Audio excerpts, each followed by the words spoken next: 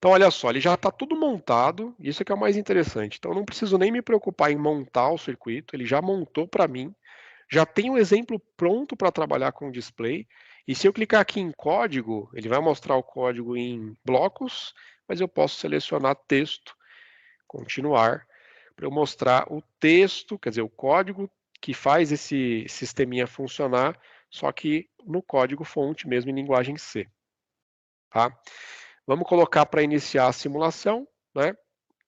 E olha só o que ele está fazendo. Ele escreve aqui no displayzinho Hello World, e além de escrever no displayzinho Hello World, ele fica mostrando uma contagem aqui numérica, tá? Além disso, eu acho que esse potenciômetro aqui, ele controla o contraste do display, né? Se você tivesse com um display de verdade, né, você ia ver que você precisava controlar o contraste para aparecer aqui a informação na tela.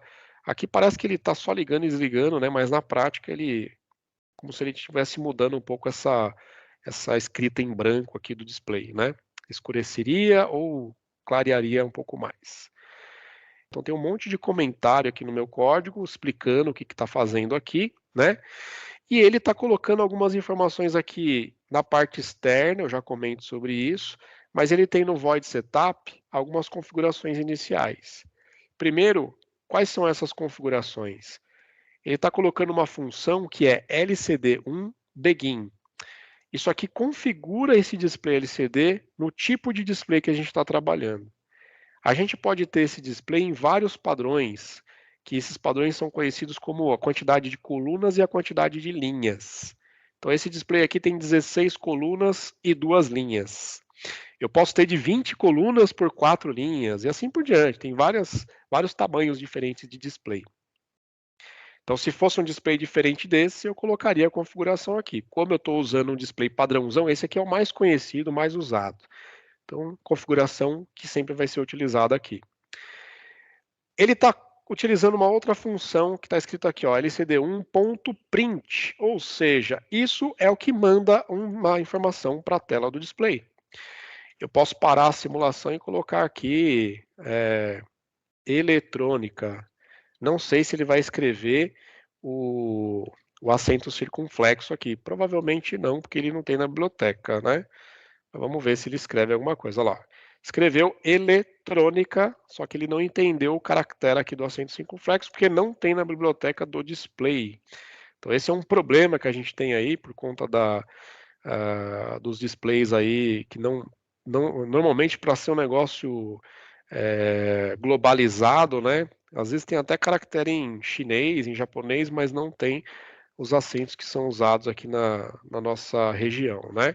Mas não tem problema, dá para a gente criar caracteres novos ou simplesmente desencanar e colocar ali sem acento mesmo, que ele vai aparecer. Então, com esse exemplo, qual que é a moral da história, né? A gente acaba aprendendo a utilizar um display utilizando o Arduino. O que eu preciso para trabalhar com esse display, né? Tem as coisas que eu vou falar daqui a pouquinho, mas na parte de setup, eu só preciso dessas duas funções. Ó. Vou mudar esse comentário aqui, ó. Colocar esse. Deixa eu parar a simulação, senão ele não deixa eu alterar. Eu vou tirar esse comentário daqui, aí você treina o seu inglês depois, né? E vou colocar o comentário aqui do lado. Deixa eu aumentar um pouquinho o código aqui, ó. Então, ó, preciso dessas duas linhas para conseguir trabalhar com o display. Primeiro, a função que inicializa o display, com o número de colunas e o número de linhas, e depois um texto que eu vou digitar. E eu posso digitar um texto em qualquer momento da execução do meu código, tá? O que ele está fazendo aqui na função principal aqui do meu código? Esquece por enquanto os comentários que ele está colocando aqui. Ele está usando uma função que é LCD underline 1.set cursor, e esse set cursor ele posiciona em termos de coluna e linha. Ele até está colocando aqui no texto em inglês, né? Aqui é a coluna e aqui é a linha. Então ele está colocando na coluna 0 na linha 1. Aí você vai falar, poxa, mas a linha 1 está escrito eletrônica. Não, aqui a gente começa a contar em 0, né? Então, coluna 0 é a primeira coluna e linha 1 é a segunda linha. Parece meio esquisito, mas é isso mesmo, tá? Aqui ele colocou, ó, begins with 0, então começa com 0, tá? Vamos tirar esse comentário para não atrapalhar muito a nossa interpretação. Daí, o que ele está fazendo? Está usando aquela mesma função ali de escrita no display, né? Tá escrevendo alguma coisa no display. Ele está escrevendo o quê? Seconds. E eu já vou falar o que é esse second. Tá vendo que não tem aspas duplas? Se não tem aspas duplas, isso aqui não é um texto seconds. Ele é a informação que está dentro de um local que ele chamou de seconds, que é o que a gente chama de variável, tá? Então, ele criou aqui fora uma variável, tá? Uma posiçãozinha na memória lá que guarda um valor inteiro, por isso que ele chamou de int aqui. Inicializou essa variável com o valor 0, e aqui ele está escrevendo o valor dessa variável, e não o texto second. Se eu colocar aspas duplas aqui, ó, e colocar para rodar, será que eu consigo mover? Consigo, olha lá, ó. Coloquei aspas duplas e coloquei para rodar. O que ele fez? Ele escreveu a palavra seconds e não o conteúdo da variável seconds.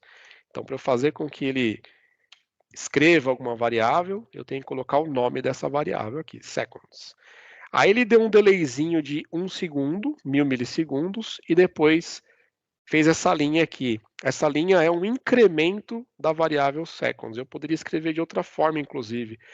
Seconds vale 0. Então, se eu colocar seconds mais 1, o que vai acontecer? 0 mais 1 é 1. Eu pego isso e jogo dentro de seconds, ou seja, estou atualizando a variável seconds com um novo valor, que é o valor anterior mais 1. O valor anterior era 0. Somei mais 1, ficou 1. Na próxima vez que ele rodar essa linha aqui, seconds já vale 1. Ele vai somar mais 1, vai ficar 2. Ele joga 2 lá no seconds. E aí, por isso que ele vai escrevendo os valores aqui. E aí, quando a gente roda, está parecendo que ele está incrementando, né?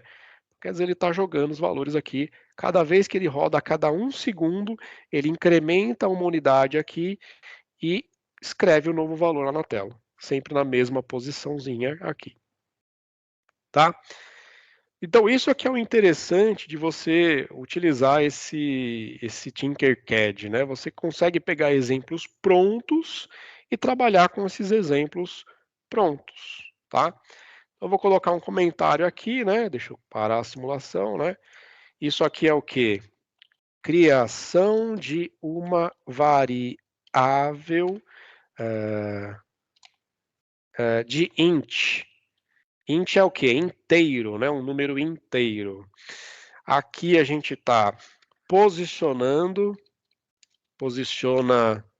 o display, né? O cursor do display. Aqui ele está imprimindo, imprime variável.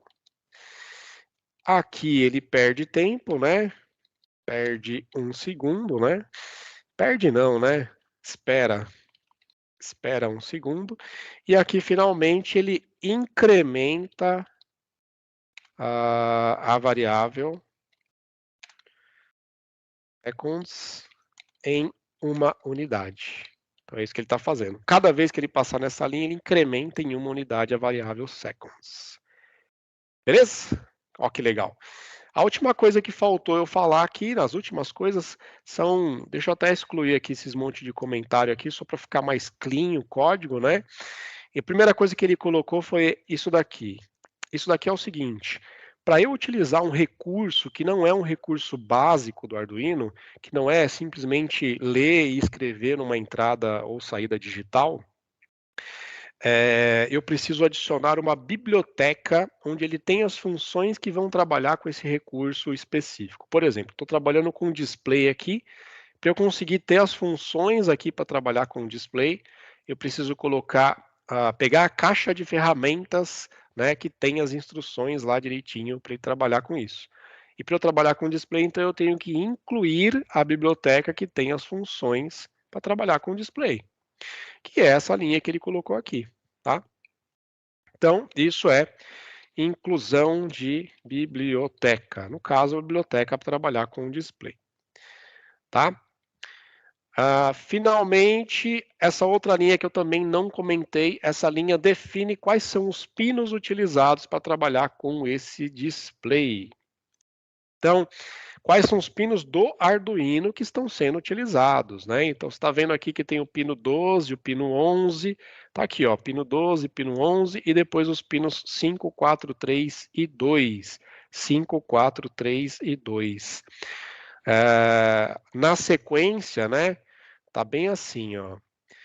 Os dois primeiros pinos são o pino RS e o pino E depois o D4, D5, D6 e D7.